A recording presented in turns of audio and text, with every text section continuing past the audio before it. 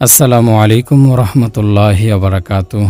প্রিয় প্রতিকার চ্যানেলের বন্ধুরা, আশা করি আপনারা সকলে ভালো আছেন।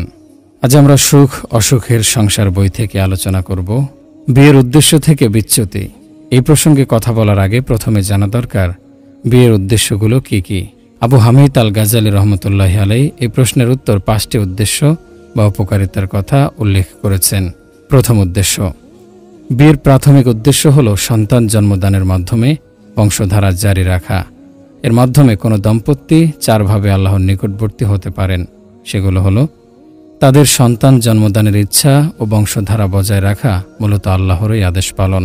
একইভাবে এর মাধ্যমে রাসূলুল্লাহ সাল্লাল্লাহু আলাইহি ওয়াসাল্লামের আদেশ পালন করা হয়। তিনি বলেছেন, প্রেমময়ী ও অধিক সন্তান প্রসবকারী নারীকে বিয়ে করো, কেননা হাসরের মাঠে আমি অন্যান্য উম্মতের সামনে তোমাদের সংখ্যাধিক্যের কারণে গর্ব করব। দিনদার সন্তান রেখে গেলে মৃত্যুর পরও তারা তার জন্য দোয়া করবে। রাসূলুল্লাহ সাল্লাল্লাহু আলাইহি ওয়াসাল্লাম বলেন, মানুষ মারা গেলে তার সমস্ত আমল বন্ধ হয়ে যায় 3টি আমল ছাড়া। সাদাকায়ে জারিয়া, এমন ইলম যার দ্বারা মানুষ উপকৃত হয়; পুণ্যবান সন্তান, যে তার জন্যে দোয়া করতে থাকে। যদি কারো সন্তান তার আগেই মারা যায়, তবে ওই সন্তান তার জন্য আখিরাতে সুপারিশকারী হবে। এক সাহাবী তার ছেলের মৃত্যু নিয়ে প্রচণ্ড শোকাহত হয়ে পড়েছিলেন। তখন রাসূলুল্লাহ সাল্লাল্লাহু আলাইহি ওয়াসাল্লাম তাকে জিজ্ঞেস করলেন, তোমার কাছে কোনটি পছন্দনীয়, তার মাধ্যমে তোমার পার্থিব জীবন সুখময় করা, নাকি কাল কিয়ামতে তুমি জান্নাতে যে দরজা দিয়ে ঢুকতে চাইবে, তোমার পূর্বেই সেখানে পৌঁছে সে তোমার জন্য দরজা খুলে দেবে? তিনি বললেন, হে আল্লাহর রাসূল, সে আমার আগে জান্নাতের দরজায় গিয়ে আমার জন্য দরজা খুলে দেবে, এটাই আমার কাছে অধিক পছন্দনীয়। তিনি বললেন, তাহলে তোমার জন্য তাই হবে। আরেকজন সাহাবী জিজ্ঞেস করলেন, ইয়া রাসূলুল্লাহ, এটা কি শুধু তার জন্য নাকি আমাদের সবার জন্যই? নবীজি বললেন, তোমাদের সবার জন্য।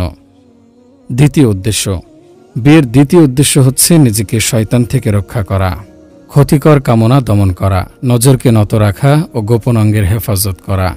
রাসূলুল্লাহ সাল্লাল্লাহু আলাইহি ওয়াসাল্লামের এই কথাটি এ হাদিসে পরোক্ষভাবে এসেছে। যাকে আল্লাহ দিনদার নারী স্ত্রী হিসেবে দিয়েছেন, তার দিনের অর্ধেকের ব্যাপারে তাকে তিনি সাহায্য করেছেন, বাকি অর্ধেকের ব্যাপারে সে যেন তাকে ভয় করে। বিয়ের তৃতীয় উদ্দেশ্য হচ্ছে মানসিক প্রশান্তি লাভ। স্বামী স্ত্রী একসাথে সময় কাটিয়ে শান্তি পায়, একে অপরের দিকে তাকিয়ে আনন্দ পায়, পাশে বসে গল্পগুজব সুখ দুঃখ ভাগাভাগি করে। এভাবে তারা মানসিকভাবে প্রফুল্ল থাকে, ইবাদতে উদ্যম ফিরে পায়।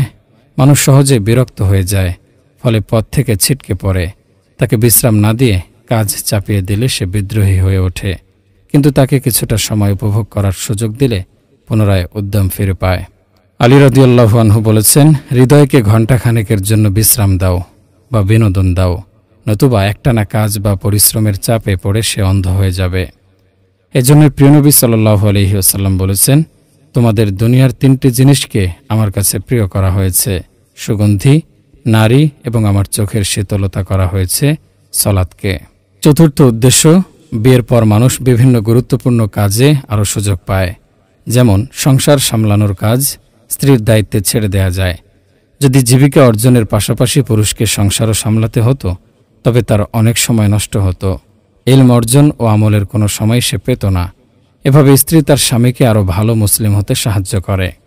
রাসূলুল্লাহ সাল্লাল্লাহু আলাইহি সাল্লাম বলেন, তোমাদের কেউ বিয়ে করলে যেন পুণ্যবান ইমানদার মেয়েকে স্ত্রী হিসেবে বেছে নেয়, সে তোমাকে তোমার আখিরাতের ব্যাপারে সাহায্য করবে। পঞ্চম উদ্দেশ্য, বিয়ের মাধ্যমে মানুষকে জীবনসঙ্গী ও সন্তান সন্ততি দ্বারা পরীক্ষা করা হয়, যেন মানুষ আখিরাতে আরও বেশি পুরস্কার লাভ করতে পারে। এসব পরীক্ষায় উত্তীর্ণ হতে হলে জীবনসঙ্গীর অধিকারগুলো আদায় করতে হয়, তার ব্যাপারে ধৈর্যশীল হতে হয়, সরল পথে থাকার ব্যাপারে একে অপরকে সাহায্য করতে হয়। এই পরীক্ষারই একটি অংশ হল পরিবারের জন্য হালাল উপার্জনের চেষ্টা করা। মানুষ সন্তানদের দ্বারা পরীক্ষিত হয়, আর এক্ষেত্রে উত্তীর্ণ হতে হলে সন্তানদের সঠিকভাবে বড় করে তোলা প্রয়োজন।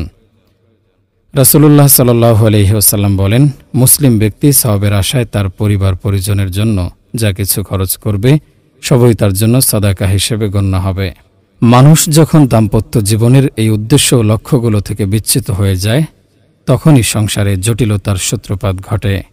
স্ত্রীর সাথে শারীরিক সম্পর্কে আগ্রহ হারিয়ে ফেলা, তাকে স্ত্রী হিসেবে না ভেবে কাজের মানুষ হিসেবে আচরণ করা, স্ত্রীকে বিপথে চলতে দেওয়া, এরকম আরও বহুভাবে মানুষ বিয়ের এই পরীক্ষায় ব্যর্থ হয়ে যায়।